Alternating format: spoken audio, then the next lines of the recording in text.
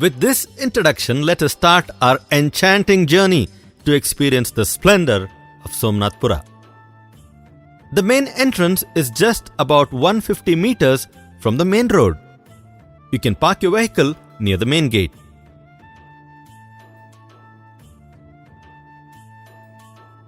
You need to buy an entry ticket at the ticket counter as you enter through the main gate.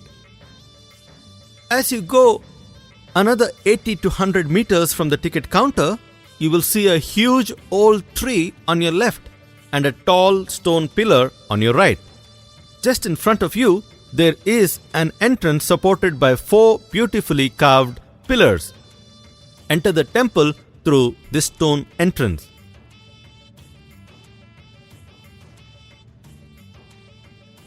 The door leads to a simple and elegant pillared structure.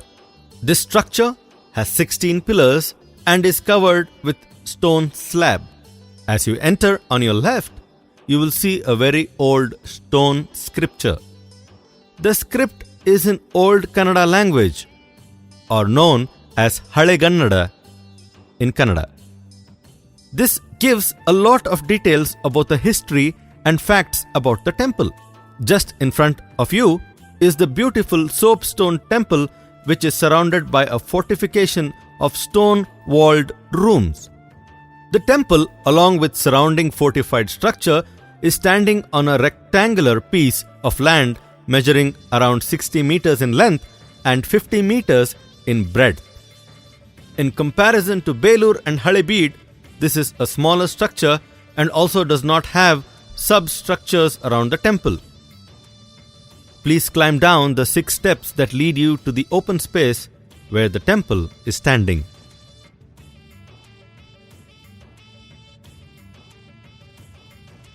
From the entrance, you can see 2 shrines or gopuras distinctly on your left and right. If you observe carefully, you can see the 3rd shrine in the middle. You can see just the tip of the shrine from the front. The view of the middle shrine is blocked by the stone structure that is present on the front hall portion of the temple. Unlike Belur and Halebeedu, where the shrines are completely absent, Somnathpur has shrines intact and also they are beautifully carved.